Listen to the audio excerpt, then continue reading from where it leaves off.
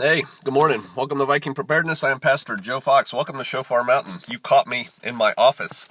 I'm expecting a phone call, and my phone is almost out of batteries. And so, if I leave it in here in the truck charging, I won't hear the phone call. If I carry it around, it'll die, and I won't get it. The skid steer Bobcat thing that we rented, it threw a track yesterday afternoon. And, Pastor Joe was not in the mechanized infantry and he was not in the armor. And so I know nothing about busting track. And so they're going to send some people out to fix that. And so I need to be in here charging that. And I'm doing some Bible study after I get done with y'all also while I'm here. So I'm not wasting my time. But hey, real quickly, this little phone, it's an iPhone, but there's other kinds of phones. What a great device for living off the grid. One, I'm talking to this camera, which I'm then going to upload right from here to YouTube, so you guys will see it about 10 minutes after I'm done with this. It charges on my truck. I can take pictures with it. I can check email, surf the internet, sorta, on it. I have a calculator on it, that I use. I have a little star chart, that I can see what the stars and planets are, so I can kind of do some education. It has a little level on it that I can use for things. It's a cool device for off-grid living, which is what I'm talking about today. Living off the grid.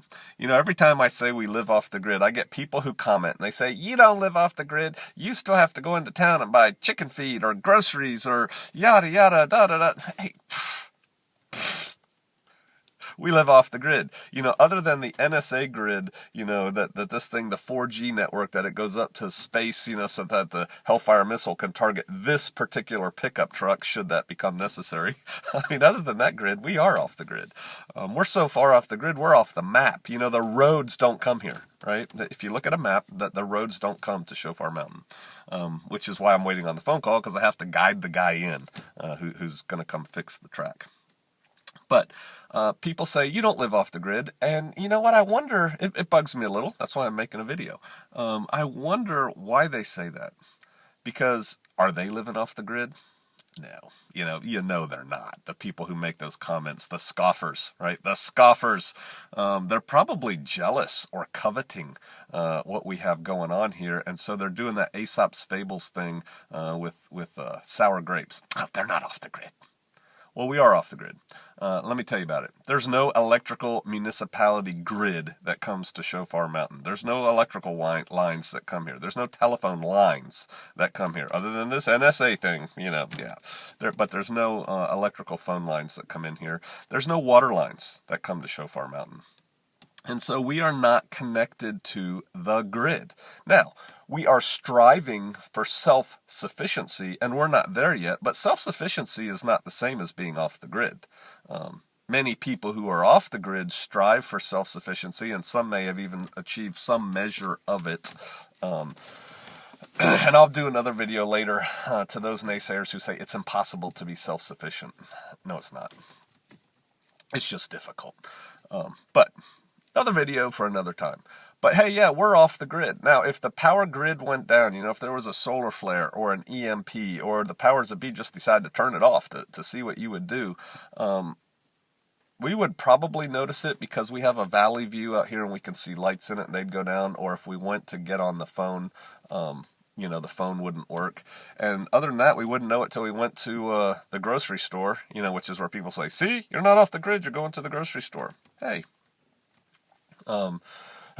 That's when we would notice it. But other than that, our life here, in day-to-day life, would not change on Shofar Mountain very much. I wish I knew who said this, because we've picked it up here, this phrase, propane. It's the dirty little secret of off-grid living. It is. We are tied to the system. We are tied to the system in some ways if we want to continue like we are. We have probably, 2 or 3 months worth of propane stored up right now, and we run our refrigerator off of propane, we run our stove off of propane, and we have little propane heaters that, praise Yah, I don't think we're going to have to use very much more. And we use propane lanterns at night. So we have a couple months worth of that. We have kerosene lanterns, little oil lamps and things, and we have, 10 gallons of that. We probably need to get more of that. We have wicks for life. I have enough wicks to outfit the community, the larger community, with wicks. But you know what? The Most High gave us a sun, and so we could rise with the sun, which we do, go to sleep with the sun, and life will be good that way. So self-sufficiency versus off-grid. If the grid went down, life wouldn't change here very much. Those people who say, well, you have to go to the grocery store. Well, guess what? We're trying. We're at least trying to be self-sufficient. We've got a garden going. We're planting potatoes and onions this week. We use the Back to Eden method. We have raised beds that we have herbs growing in right now. We have a hothouse, a little greenhouse thing that we built that we're still improving on, but we have one. We have goats, we have chickens, we have ducks, we have geese, we have guinea hens, and we have a horse for transportation. Yeah, sort of. But hey, we're trying. And if we had to put those things in higher gear, we would. And I submit to you that should the grid go down, the saints at Shofar Mountain would be significantly better off than the vast majority of others out there. And why is that? Because of the choices we made to be off the grid. We don't care if the electricity goes off. We don't care if the sewer system backs up. We don't have one. We don't care if the water gets turned off or if, there's a boiling order in the county because the water is no longer purified. We don't care. We have a well. And so, because we've chosen to live like this, life's cares that other people are all stressed about don't affect us, and should the balloon go up, we are in a relatively much better position to weather what's coming. And I encourage you all to do that, because, even if you're living in an apartment, in the inner city, or you're living in a townhouse, or a little house in a subdivision in the suburbs, or whatever, there is more you can do. We use kerosene lamps, like I said, we use propane lamps. You could have a couple. You could have some stashed away so that when the power goes out, we always did. Before we moved out here, we moved from the city further and further out everywhere we moved until we moved out here.